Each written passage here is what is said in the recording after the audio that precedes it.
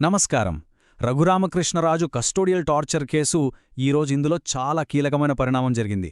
అప్పటి CID chief Sunil Kumar విచారణకు హాజరయ్యారన్నమాట. So ఈ హై స్టేక్స్ విచారణలో ఆయన అరెస్ట్ అవుతారా అవ్వరా, అసలేం జరగబోతోంది, దీని గురించే ఈరోజు మనం పూర్తిగా విశ్లేషించుకుందాం. అందరి మదిలోనూ ఇదే ప్రశ్న. బహుశా ఈ విశ్లేషణ మొత్తం కూడా ఈ ఒక్క ప్రశ్న చుట్టూనే తిరుగుతుంది. దీనికి సమాధానం వెతికే ప్రయత్నం చేద్దాం. ఇన్ని రోజులుగా విచారణకు రమ్మన్నా రాకుండా తప్పించుకో తిరుగుతున్న సునీల్ కుమార్ ఇవాళ మాత్రం ఎందుకు రావాల్సి వచ్చింది? అసలు ఈరోజు విచారణ చుట్టూ ఇంత సస్పెన్స్ ఎందుకు క్రియేట్ అయింది? అయితే సునీల్ కుమార్ అరెస్ట్ దాదాపు ఖాయమని ఎందుకు అందరూ అనుకుంటున్నారు? దానికి కొన్ని బలమైన కారణాలున్నాయి. చూడండి, మొదటిది, ఆయనకు యాంటిసిపేటరీ బెయిల్ లాంటి లీగల్ ప్రొటెక్షన్ ఏదీ లేదు. అంతకన్నా ముఖ్యంగా ఇదే కేసులో ఆయన కింద పనిచేసిన ఆఫీసర్లు ఆల్రెడీ అరెస్ట్ అయ్యారు. ఇక అన్నిటికంటే పెద్ద సాక్ష్యం ఆ మిలిటరీ హాస్పిటల్ రిపోర్ట్. దాన్ని ఎవరూ కాదనలేరు. సో ఇవన్నీ కలిసి ఆయనను బాగా ఇబ్బందిలో పెట్టేశాయి. ఈరోజు పరిస్థితిని పూర్తిగా అర్థం చేసుకోవాలంటే మనం కాస్త వెనక్కి వెళ్ళాలి. అసలు ఈ కేసు ఎలా మొదలైంది, ఈ వివాదం మూలాలెక్కడున్నాయో చూద్దాం. అప్పట్లో సిట్టింగ్ ఎంపీగా ఉన్న రఘురామకృష్ణరాజుపై సుమోటోగా కేసు పెట్టి అరెస్ట్ చేశారు. ఆ తర్వాతే అసలు కథ మొదలైంది. తనని కస్టడీలో విపరీతంగా కొట్టారని, చిత్రహింసలు పెట్టారని ఆయన కోర్టులో ఫిర్యాదు చేయడంతో ఈ కేసు ఒక్కసారిగా దేశవ్యాప్తంగా పెద్ద సంచలనమైంది. ఈ కేసులో అసలు విషయాన్ని ఎలా పక్కదారి పట్టించాలని చూశారో ఈ టైమ్లైన్ చూస్తే మనకు స్పష్టంగా అర్థమవుతుంది. ఫస్ట్ గుంటూరు గవర్నమెంట్ హాస్పిటల్కి తీసుకెళ్తే అక్కడ గాయాలని గజ్జి, తామర అని చెప్పి తేలిక కొట్టేశారు. కాని రఘురామకృష్ణరాజు ఊరుకోలేదు. పట్టుబట్టి కోర్టుని ఆశ్రయించారు. కోర్టు ఆదేశాలతో సికింద్రాబాద్ మిలిటరీ హాస్పిటల్కి పంపించారు.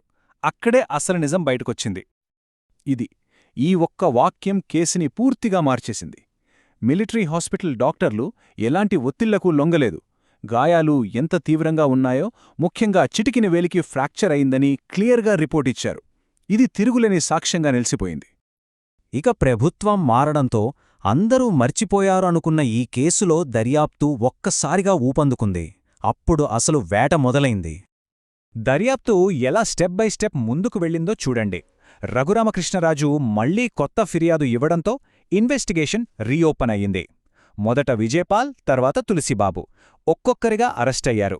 ఈ అరెస్టులతో ఉచ్చు మెల్లమెల్లగా అప్పటి సిఐడి చీఫ్ సునీల్ కుమార్ వైపు బిగుసుకుంటూ వచ్చింది. ఈ కేసిప్పుడు ఒక చాలా ముఖ్యమైన ప్రశ్నను మన ముందుంచుతోంది. ఎంత పెద్ద పదవిలో ఉన్నా సరే చట్టం ముందు అందరూ సమానమే అని నిరూపించే సమయం వచ్చిందా? ఇది పవర్ఫుల్ ఆఫీసర్ల జవాబుదారీతనానికి ఒక పెద్ద పరీక్ష. ఇక్కడొక చాలా ఇంట్రెస్టింగ్ ప్యాటర్న్ కనిపిస్తుంది, గమనించారా?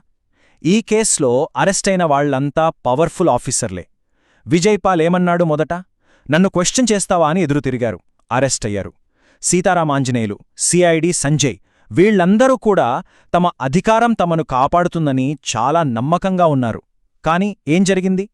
చివరికి అందరూ అరెస్ట్ అవ్వాల్సిందే. ఇదిప్పుడు $1 మిలియన్ ప్రశ్న. ఈ అరెస్టుల పరంపర కింది స్థాయి అధికారులతో ఆగిపోతుందా, లేక పైదాకా, అంటే ఈ మొత్తం వ్యవహారానికి సూత్రధారి అని ఎవరిమీదైతే ఆరోపణలున్నాయో వాళ్ల వరకు వెళ్తుందా? వ్యవస్థ మీద జనానికి నమ్మకం కలగాలంటే పెద్ద తలకాయల్ని కూడా చట్టం ముందు నిలబెట్టడం ఎందుకు అంత అవసరమో ఇప్పుడు చర్చిద్దాం. ఇక్కడ విషయం చాలా సింపుల్. కింద ఆఫీసర్లను అరెస్ట్ చేసి వాళ్లకు ఆర్డర్స్ ఇచ్చారని ఆరోపణలు ఎదుర్కొంటున్న వాళ్లని వదిలేస్తే ప్రజలు న్యాయం జరిగిందని ఎలా నమ్ముతారు? అసలైన బాధ్యులను కూడా చట్టం ముందు నిలబెట్టినప్పుడే సిస్టమ్ మీద నమ్మకం పెరుగుతుంది. సో విషయమేంటంటే, ఈ కేసులో వచ్చే తీర్పు మొత్తం జస్టిస్ సిస్టమ్ మీద ప్రజల అభిప్రాయాన్ని డిసైడ్ చేస్తుంది. కిందవాళ్లనే శిక్షిస్తే చూసారా, పెద్దవాళ్లని ఎవరూ టచ్ చేయలేరు అనే ఫీలింగ్ బలపడుతుంది. అదే పెద్దల్ని కూడా బాధ్యతుల్ని చేస్తే చట్టం ముందు అందరూ సమానమే అనే నమ్మకం నిలబడుతుంది. ఈ కేసులో ఇంకో పెద్ద ట్విస్ట్ ఉంది. దర్యాప్తులో మెయిన్ పర్సన్గా ఉన్న సునీల్ కుమార్ పాలిటిక్స్లోకి ఎంటర్ అవుతున్నారని వార్తలు వస్తున్నాయి. ఇది ఈ వ్యవహారాన్ని ఇంకా కాంప్లికేట్ చేస్తోంది. చట్టం నుంచి తప్పించుకోటానికి ఇదొక రాజకీయ ఎత్తుగడనా అని అనుమానాలు కూడా వస్తున్నాయి. సరే, ఇప్పటిదాకా మనం చూసిన సాక్ష్యాలు, జరిగిన పరిణామాలు అన్నిటినీ ఒకసారి బేరీజు వేసి చూద్దాం. ఫైనల్గా ఈ కేసు ఎటువైపు వెళుతోంది, ఏం జరగబోతోంది?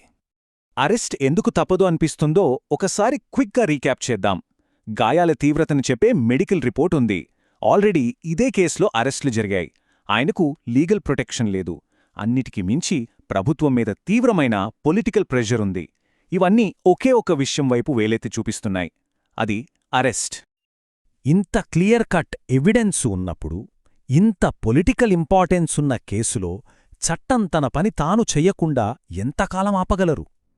న్యాయం జరగటం ఆలస్యం కావొచ్చు, కాని దాన్ని పూర్తిగా ఆపడం సాధ్యమేనా? ఆలోచించండి.